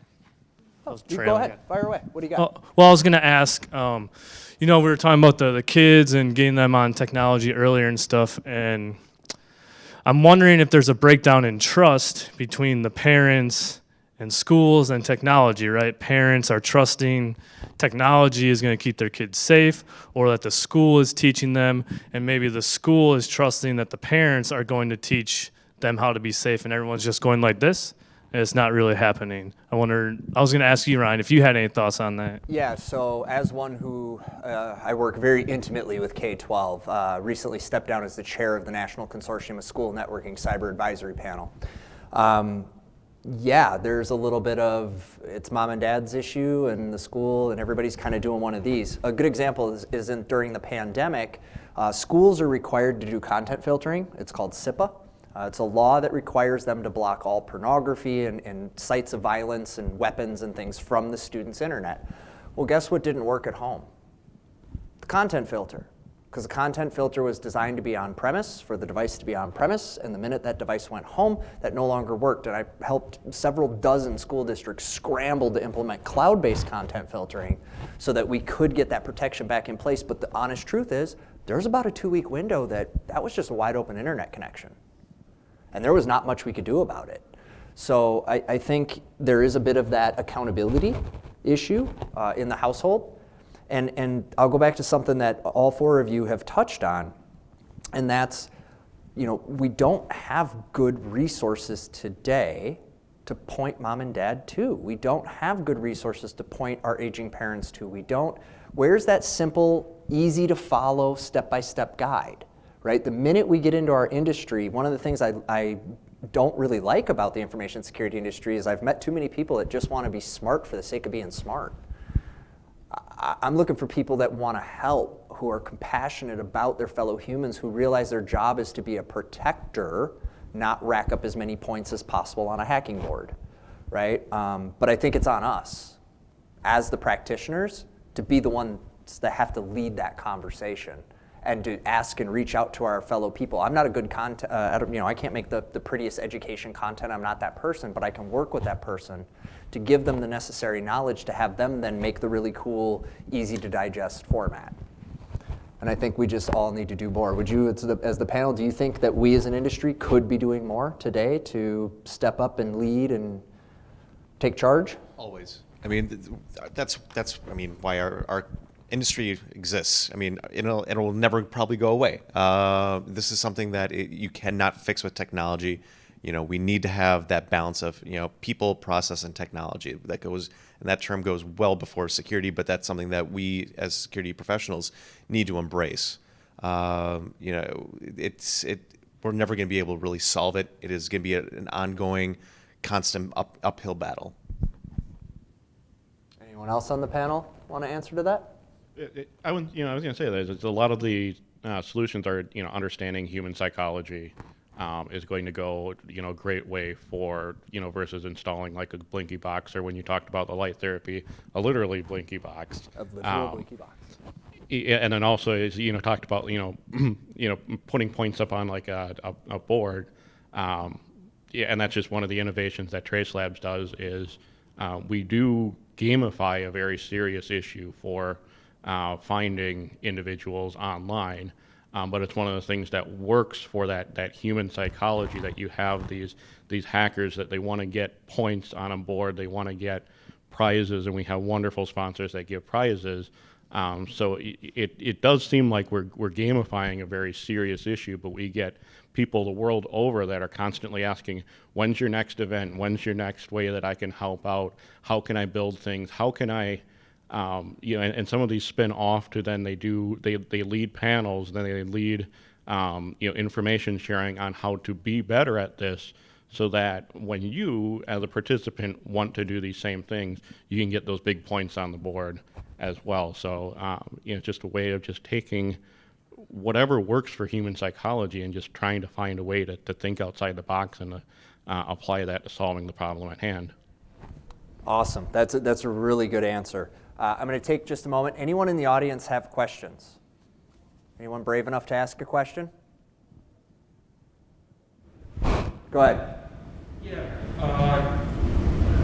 How is your world of security changing with the rest of our world now that COVID has introduced more remote workspace? So the question is how has the world of information security evolved during this time of COVID, and what are the changes that we've felt? I'll start with Kelly on this one. It's changed drastically. The scope and the perimeter is much larger, much wider, and there's a lot less ability to control. All of your equipment's not on the corporate network. All of your people aren't in a building that you can be protecting and having guards at the front door. So the scope and the breadth is a lot bigger. The focus is less. People are distracted by politics. They're distracted by unrest. They're distracted by their kids racing through the kitchen while they're trying to work. Like, the focus isn't there. So there's a lot more things that leaders, people, peers are battling to get people to concentrate, to be aware, and to educate. Because it comes down to time, whether it's answering the question about how young is technology too young, to what are we going to do with VPN and off VPN. It takes time to educate, and no one wants to pause long enough to take the time. And so now with everything going 24/7, because we're all doing it everywhere, it's gotten more challenging. Adam? No, completely agree. I mean, to what Kelly stated, the perimeter has expanded immensely. It used to be, we protect everything within these four walls. We have some VPNs, but now those four walls expanded to everyone's house. There's a phrase that I like is, it's not, working from home, it's living with work. And it's so true. At the very beginning of the pandemic, we sent out a communication to the entire organization that basically stated, hey, this is the onus of security has now moved into your house itself. It's not just within our four walls. And we sent out a list of do's and don'ts, about updating your Wi-Fi router, your changing your SSID, all these things to do. Continue to lock your workstation when you walk away from it. Just because you're in the safety of your home doesn't mean that your child or someone else might not hop on there. But there's more ownership of that security on the individual, and that's where this human element does become so important, and why that we need to have such a large focus on the human now and going forward. Excellent answer. Alex?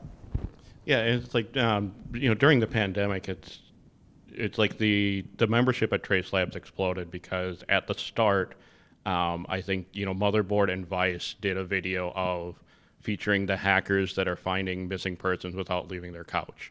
So that really just got our membership to explode because people wanted to help out. But what I've seen both in Trace Labs and then outside of Trace Labs is people are taking the opportunity to really evolve themselves, kind of go into a cocoon during the pandemic and reemerge as better individuals. And I love that. I love facilitating that and really helping people out with as best they can for learning new skills. And it's one of the things that we can provide as security professionals as well is, help others, learn things during that pandemic, help each other out and stay connected as best you can. Awesome. Matt? Yeah, I agree with, the pandemic made everything a lot more complex. The landscape has expanded, but I want, take a different approach and say that for me, I feel like the security industry has gotten a whole lot more noisy. We have a whole lot more people at home, a whole bunch more hackers. I look over here, there's a breach, vulnerabilities here, there. They're falling like raindrops, and it's hard to, manage all of this risk. So I think we, need to have more conversations around safety and risk versus just talking security. I absolutely agree. I think safety, you cannot separate safety, privacy, and security. In 2021, you cannot take those three apart. They are one thing, and we should talk about them as one thing. My answer for the pandemic, what I've seen is I've seen a lot of vendors practicing a lot of bad behavior. I was going to use a different word there. I find it very displeasing. Frankly, it's disgusting. I see a lot of victimization. I see a lot of cash grabbing. I see a lot of lying. I see people exploiting this opportunity because they know these businesses are in a panic to try to secure their remote workforce, and they're coming in with their state-of-the-art AI invisible process solution. That's actually a real product, by the way. Somebody tried to sell me on invisible processes, and I said, how does it work? He says, well, you can't see them. This is an actual call of somebody trying to pitch me a product.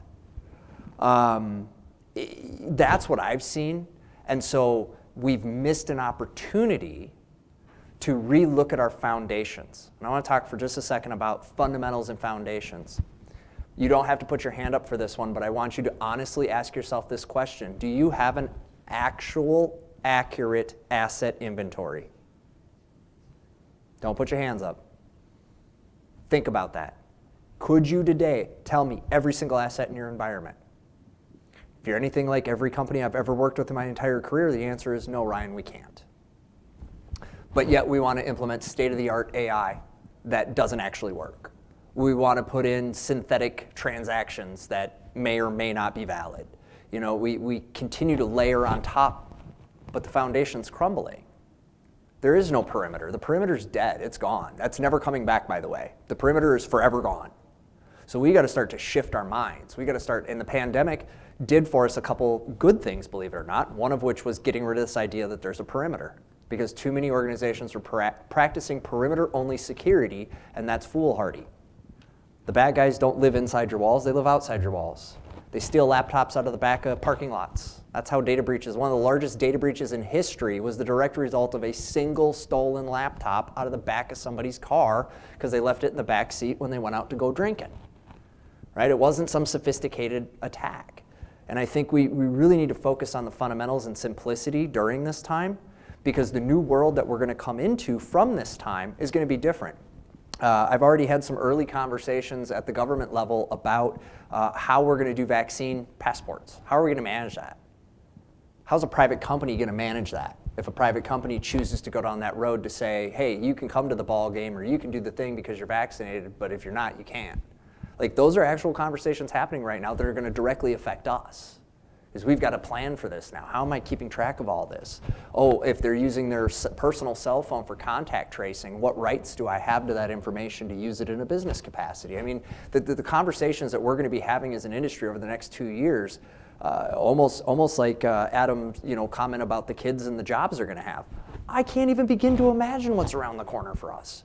But what I can tell you is, the entire time I've been in this business, there's 3 things that I've never seen improve. And those are the foundations: asset management, vuln and patch management, communication. Those 3 things alone are how you get ahead of this. Those 3 things alone will do more to protect your business than all the budgets and fancy tools in the world. Getting back to those foundations, getting back to the simplicity, knowing what you have, what it's doing, why it's doing it, and making sure that it's kept up to date. And I'm not an Apple user, but I have been reveling the last few weeks with all these 0 days from Apple, because I'm going back to everybody. It's like, no, see, if you get an Apple, you don't got that problem. And I kept telling them, no, give it time, give it time. It's a market share issue. It's not a technology issue. It's a market share issue. And sure enough, now that Apple holds a significant part of the market share, what do we see? We see the bad guys going to where the money is. And I think, the pandemic has changed and shifted things. So I encourage you all to think about your fundamentals, go back to your foundations before you make your next purchase. Yes? There's a huge national workforce shortage in cybersecurity, and I'm just curious how that's affecting your organizations and or how your organizations are trying to address that shortage. So the question is there is a workforce shortage. We hear this a lot. And how does that currently affect your ability to recruit and retain cyber talent? You're absolutely correct. There is definitely a shortage right now. It's something that we've been dealing with. Honestly, the best way that you can combat that is to be a competitive employer in the first place. If you are doing the right things, I often look at it as a 3-legged stool. It's compensation. It is the work that they're doing on a daily basis that they feel, and the fact that they feel appreciated. Their management. If you can get that three-legged stool standing up, you're in a good spot. But sometimes things lack in areas, and that's when people start looking, or when people are easily stolen away. So do your best to retain them in the first place, and then we won't have an issue. But once you are in that issue, it's difficult. There is a high demand for security people right now. There's a lot of good services out there. Recruiting services that can help with that. But my recommendation is be proactive versus reactive on that one.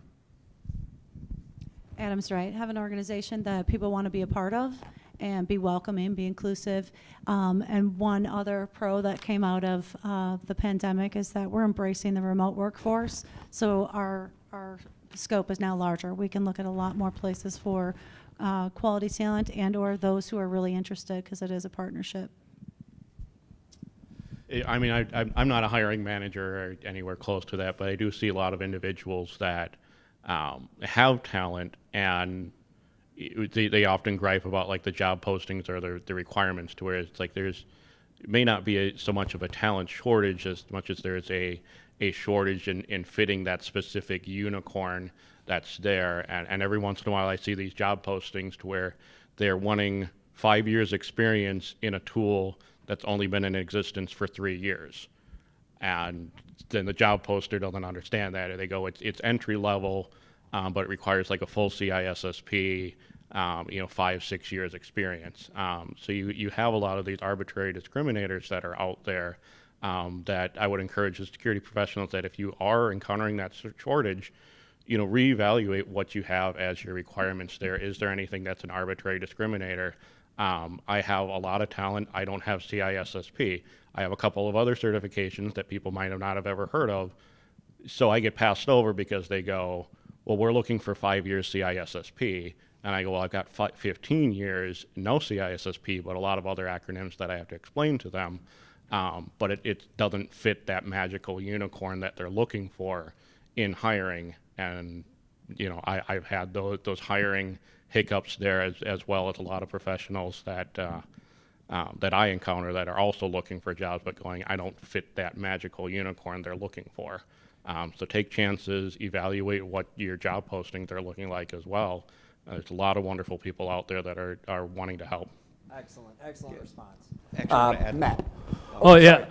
I'm so glad you brought that up, Alex. That's something that, I'm not a hiring manager myself either, but, I think this job shortage thing that's out there, I think we're doing this to ourselves, and we need to take a deep look at ourselves, as Alex mentioned about the job postings. I mean, we're scaring these kids off from even applying because we don't know where they're coming from. So for me, from the ISSA perspective, what we're doing is we're reaching out to local colleges, and we're trying to give students an opportunity to come in and, network, or even, present about a research paper they did, or an application they're building, or even show off their hacking skills. We just want to give them a platform to put them in front of employers. I mean, sometimes you might not even know you want that kid yet.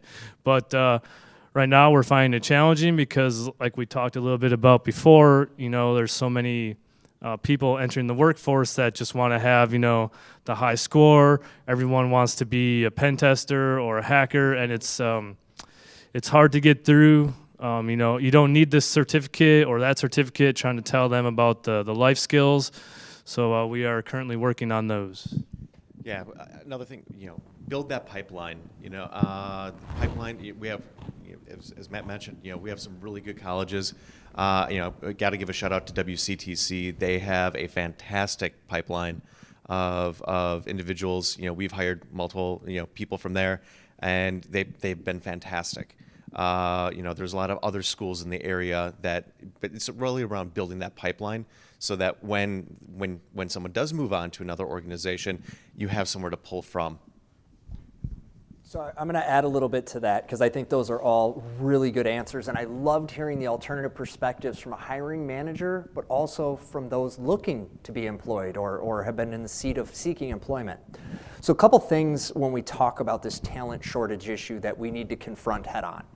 The first is most job descriptions that I see that are entry level are not entry level. Number one, they are just not. They are a 3 to 5 year, 5 to 15 year, or the HR department never actually talked to anyone, and the security person said, I need somebody that does this thing. They hit Google, they download my resume and say, this is entry level. I mean, it's just crazy. The other thing is, and I just recently learned this, so one of the things that I have a strong passion for is getting more women, women of color, persons of color, and underserved people into this industry, okay? I have a very strong passion for that. And I learned that if a job description is not a 100% match, that as a general rule, and I'll have to cite the statistic at some point, I didn't write it down, but is it not asking for the unicorn? You know, I am a hiring manager. You know what I hire for? Things I can't teach. I hire for intangibles. Do you have intelligence? Do you have integrity? Do you have drive? Are you compassionate? Are you committed to the win? Will you do the things that we need to do the things we need to do? Because that's who I'm looking for. The rest of this I can teach. And to that point, I am going to make one little plug, and it's not a business thing at all. So the company that I work with, Security Studio, we have a sister company, FR Secure. For the last 11 years, we have taught the CISSP course as an instructor-led program at no charge. This year, we have 6,000 students. That is $24 million in training that we freely give away. You can go find it on YouTube. If anybody has any interest at all in achieving a CISSP, or maybe they just want to know, like, hey, what's that really all about? We as an organization have put our money where our mouth is to try to help solve this skills shortage, to try to put people in a position where they can be successful. Last year alone, I personally endorsed over 1,000 students. You can do more. You as a professional, as a security practitioner, can do more. If you're not sure where to start, reach out to me. I have got tons of people that are interested in working with you to take whatever volunteer support they can get to give you opportunities. I work with universities, colleges, high schools. The only reason, in my opinion, we have a talent shortage is back to the human element. There's a disconnect. There's a disconnect between what this job looks like on TV, because on TV, if you've ever seen Mr. Robot, right? Job on TV looks great. That's what people think I do for a job. And I'm like, no, actually, I just stand at podiums and talk to people. They're like, I thought you were a security guy, right? So we have that disconnect, that human element disconnect. The other thing is we need to make this content more accessible. So if you're an entry-level person, let's say you're a college student and you want to learn about cyber, if you go to Google, what you wind up with is stuff that's not digestible till you've been in the industry for 2.5, 3 years. So I think there's a lot there. The other thing I'll tell you is we as security practitioners must reevaluate what it is we really need in our organization. Be willing to take a risk on a junior with some heart. I got a guy I'm mentoring right now. He's got tons of heart. He's not the best security person, but he wants to be. He's driven to be. So I take that time. Make that 30-minute call every 2 weeks because that's what I'm doing to get back. That's how you fix this. Is each one of you just do one more thing to put something in versus taking something out. And if we all did that, we'll make some serious progress very quickly. And just remember, security roles aren't all about security. They're about the business, they're about the people, they're about networks, they're about the other layers of the OSI model. So maybe look outside the box. Absolutely. But one of the best security people I ever met was a marketing person. And no, they didn't do marketing for information security. And by the way, can we get rid of the color blue in our marketing material? I'm just saying. Back in the back there. Just a comment, hire for attitude and aptitude. Absolutely. So the comment was hire for attitude and aptitude. And I could not agree with that more. I think, you know, this stuff can all be learned. I didn't fall out of the womb knowing how to write code. I had to learn it. So I do want to respect time. So I do have one last question for the panel, and then I think we'll open it up for Q&A and then heading over to where the beer is. What is the one thing that you would tell an aspiring cyber professional, someone, whether it's a youthful person, whether it's somebody been driving truck for 50 years and wants to make a career change? What is the one thing that you would tell them about this industry to inspire them to want to continue to try to explore it? I would start with, you're probably already doing it. Relationships You build your relationships, you build your network, and then you got a strong network, and you'll never have to apply for a job again. You won't have to worry about all that nervousness and stuff that comes with that. Someone will find a job for you. Excellent. Adam? Yeah, for me, it's, most people get in this industry to protect, to be a protector of others. And if you have that passion, if you want to protect others, if you want to keep others, safe, then this is the career for you. That the rest, as you mentioned, can be taught.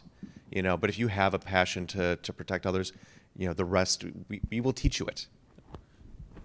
Kelly? I'd advise them to be courageous. There's a lot of self-reflection. There's a lot of learning. There's a lot to being in IT and information security, and it's the people, it's the process, it's the technology, and so you need to be courageous to step into all of it. That one area of your strength may not be what you're going to focus on in that career, so just be brave enough to step into the other areas. Excellent answer. And Alex? Yeah, I would say just people get out of it what they put into it. Just having a lot of passion into the industry, that passion for helping people. There's always going to be an avenue for that.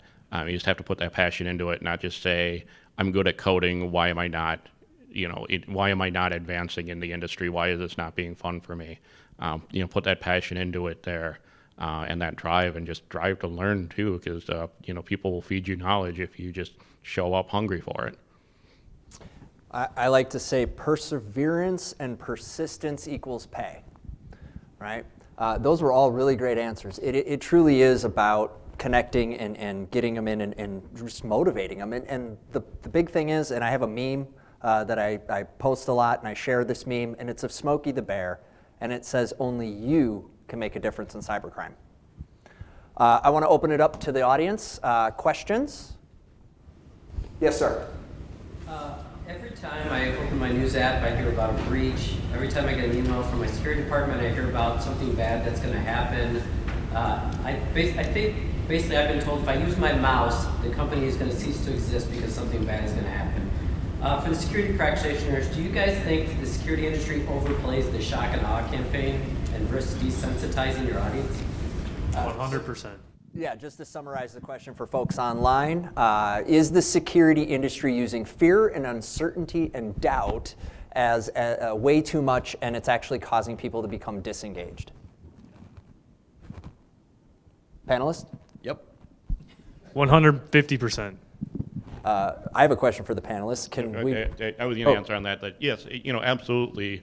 But a lot of that might also come from just when they communicate on breaches or something. There, they want to, they want to set the bar like very high with their initial communication, because they don't want to come back and say, oh, well, it's actually worse than I thought. They would rather come back and say, you know what, it turns out not as bad as we thought.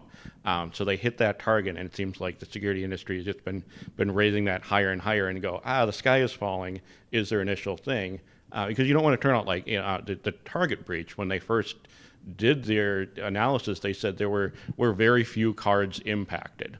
And then these banks start proactively issuing cards, and then you have all these reports saying, well, actually there were like 40, I forget, was it 40 million, 400 million? I might be off by it was approximately 400 million. 400 million, okay, I want to make sure I had my factor right. But, and so, now learning from that, industries say, well, we just want to set the bar like really high and say, this is really, really bad, and then, okay, maybe they, when they have to revise their stance, they're scaling it down versus scaling it in the other direction. But I do agree that it's gotten out of control. What I'll add to that is breach notices are wrote by lawyers and insurance companies, not security professionals. We don't write breach notices. The lawyers do, because breach is a legal term that has legal ramifications. If you're a security practitioner and somebody tells you that you're in a position to do that, I would strongly encourage you to find legal counsel, right? The breach fatigue, which is what you're referring to, is a very real thing. The advice I give security practitioners, guys, and gals, this is happening every single day, all day long. Turn it off. Turn off the notifications. I don't need to know that for the umpteenth time today, somebody who wasn't practicing basic hygiene, basic third-party vendor management, and foundations and fundamentals got breached. I know they did because they're not doing the basics. So for me, the way I solved for that, because I couldn't take it anymore, it was just again and again and again. I just unsubscribe. And then, about once a week I go check because, I'm expected to know at least a little bit of what's going on in the world, but I don't need every single notice. It becomes exhausting. And I would encourage you in your security awareness to be very thoughtful about how you inform your users, when you inform your users, and try as hard as you can to take the fear out of the dialogue. If an employee thinks they'll be fired for clicking a link, they will never tell you that they did it. But if an employee knows that you will show compassion, care, walk them through, and help them to do a better job, they will come to you. Kelly. I agree the campaign has to change, and shock and awe is used a lot. I would ask the question back, would you be more inclined to change your password if we were celebrating how many breaches we stopped each day because someone changed their password? I change my password all the time, Kelly. We're taking your mouse away. I love it. I don't. Two and then a 3 and then a 4. Yeah, well, everybody's password ends in exclamation point, right? I mean, it's one, it's whatever the password is, 1 and then a pound sign. I actually don't change my password because I have a passphrase and it is incredibly strong and I never reuse my stuff anywhere. So I don't need to cycle my passwords. That's actually old advice that we gave because of human behavior of password reuse. The strongest password is one that you have an emotional connection to. I'll tell you the first couple of lyrics of your favorite song, something silly that your kids said to you when they were in their youth, something your spouse says to you, something that you and you alone know, can't possibly forget it, won't struggle to remember it. And generally, if it's in a story format, song lyric format, or book, you're talking about password that's this long. I recently updated for my wife because one of the machines did have a compromise, so we update anytime there's a compromise of the password. And when she went to go type it in, she couldn't stop laughing, right? Make it fun. That's the other thing. A lot of this industry is doom and gloom, and that's what our users get from us. They get doom and gloom. The sky is falling, the babies are dying, oh my gosh, everything's terrible. But we don't celebrate, to Kelly's point, right? And in some cases we can't, right? A lot of us, anybody here under an NDA? Right? I can't tell you 99% of what I know because I'm not allowed to.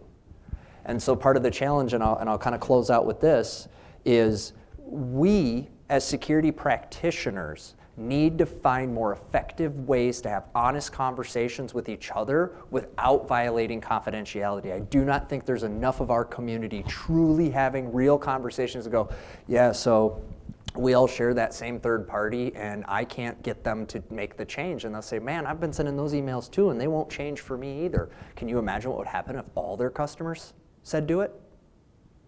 But the only way that's going to happen is if we start really being honest with ourselves. And unfortunately, the higher up in an organization you sit in the security program, the less likely you are to want to be like, yeah, we're actually not doing so hot today, or we've got these issues we can't, right? Everybody wants to give the boss the good report. And I think it's really important that you form community among your fellow practitioners. And you don't have to give the ugly details. I'm not encouraging you to violate your confidentiality agreements. I do think we could collectively as an industry do a better job of sharing with each other the pain points and what we're doing to make a difference and an impact. And I'll kick that back to the panel as the closing question. Do you think we as an industry could do a better job of networking with each other and having those uncomfortable conversations about failures, about pitfalls, about particular stubborn vendors who refuse to do the right thing even though I've sent 10,000 emails and threatened to pull their contract? Absolutely, absolutely. Today's conversation is the human side of cybersecurity, and here we are. We've been talking to you this entire time, but I'm curious. How can we do a better job? We should be listening more. So this is actually a question for the audience. What can we be doing better as security professionals to help everybody become more secure? Help relay the message better. Help others understand. Because the better we can become, the better everyone can become. I'm talking in general. Like, how can we talk to our associates better? How can we talk to other organizations better? How can we be better security professionals for everyone in this room? Great answer. Nobody's going to talk. Everybody's on the NDA. Right. So, Ryan, the one thing that I'd say is in regards to organizations to other organizations, you know, because we want to be a resource for each other, right? And I understand the NDA and the legality and all that stuff. But I think that it's important that once an organization goes through a breach of some sort, whether it's ransomware or whatever it is, perhaps they can share with their other counterparts at other organizations once everything's cleaned up, so to speak. I mean, you don't want to tell them we paid, you know, $10 million or whatever. But the fact of the matter is that they had to do something to fix it or mitigate or whatever to get business back in place, right? There's other people out here that are in the same positions as you that would like to understand, what did you do? And what would you have done in the first place to prevent what happened? And that, I think, is, from a high level, organizationally, I think that's very important. The whole personal thing, just talking to your parents, you know, educating your kids, talking to your uncles and aunts on Easter or Thanksgiving or whatever, although I'd rather be in some sort of a, forget it. But that's my 2 cents anyway. Those are all really excellent points, and you know, it's interesting you bring that up. So myself and a handful of other people are in the process of creating a nonprofit for that exact purpose. We want to create a safe place and a safe haven where you can anonymously share. So you don't say what company you're from. Hey, we just lived through a Miri breach. This is what this looks like. We just lived through this flavor of this ransomware or this or that. I will give you all a pro tip. If you are concerned about ransomware today, there is actually something you can do that will put you in a really good position. Get your backups off the network. Air gap your backups. Make them, move them off the network. Get them stored in a filing cabinet. You're better off to have backups on USB drives in a filing cabinet than you are to have them on the NAS on the network.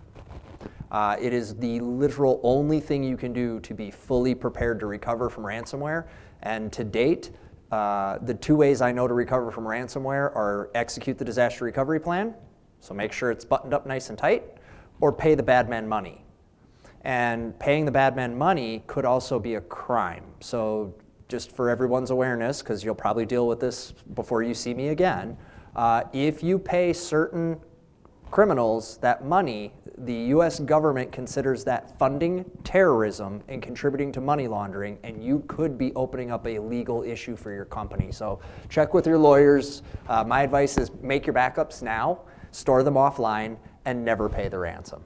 What would you guys, panel, as we close out here, what's your advice on that one? Because that's, ransomware is like the #1 thing everybody is worried about and wants to talk about. Have a plan, because it can happen to literally any company, any and every company. It doesn't matter how good your security is, it will happen, or it can happen to any business. Kelly? Adam said that pretty well. Yeah, I would say, you know, have a plan, practice that plan as well. You know, I've seen plans to where they say, oh, it's recommended to prepare by doing all of these things and having these steps ready to go. And sometimes I've asked, well, when's the last time we ran through this? And you look at the list of phone numbers or contacts that they're supposed to have, and well, they're 8 months out of date, and that person doesn't work there anymore. So, you know, also practice your plan, run through it, you know, shake things out. Great advice. Matt? Yeah, I agree. Have the plan and keep running through it, and try to break down the walls with IT. You know, they're going to say, oh, I got this shiny tool. This is going to stop it. We're protected. You know, you got to ask more questions, break that through, because, you know, the technology is not working because it's still happening. Awesome. With that, I want to thank Oh, sorry. I also forgot. When was the last time you actually verified your backups, right? We were talking about making your backups. When was the last time you restored from them and checked to make sure that everything is what you think it is? Absolutely. Disaster recovery planning and business continuity planning. That is your ransomware solution. With that, I want to thank our esteemed panel today. What a great job they did. Let's give them a big round of applause. As I understand it, there will be beverages for us in the hallway down out the door here to the right and to the left. And again, thank you so much to everybody. This has been fantastic. Appreciate you. Appreciate you.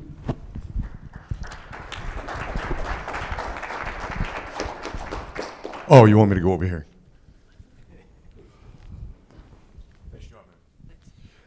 Just want to thank Ryan, Alex, Kelly, Adam, and Matt, and the ISSA.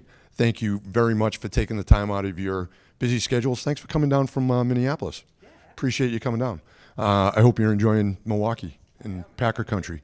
So thanks very much for coming out. Thanks to all of you for joining us again.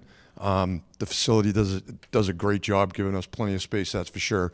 But what's really funny is I was here for another event on Monday, and I can't for the life of me figure out, we must have all been scarred as children because nobody sits in the front seats. Absolutely none. So thanks for that, for everything. I just want to point out that on May 20th, our next meeting is our big tech conference. It will be in this facility in the main room. We are limited in seating. We're going to have seating for 144. We already have close to, I think it's like 40 or 45 people registered, and that's very many weeks out yet. But our sponsors are going to be set up. It's going to be a fantastic event. The one and only Tim Dixon, he's here somewhere. There he is, hiding back there. He's a CIO for Generac. He's actually going to be talking about having IT enabling the business. It's a great agenda. I've seen it. We have a couple of other speakers. We have an executive panel. It's always a great event for us and you as well. So as usual, memberships, sponsorships, always welcome here at WTA. So feel free to talk to me or any of the other board members. And you have something back there? I saw you waving. Go ahead. All right. And let's see. What's the other thing? Oh, you already talked about it. We have a little reception outside, right down the hall, like we always do. It was a great event here, the session. Now we do a little networking. The chef from Brookfield Conference Center does a great job. And thank you all very much for supporting the WTA. And let's go have a Coke.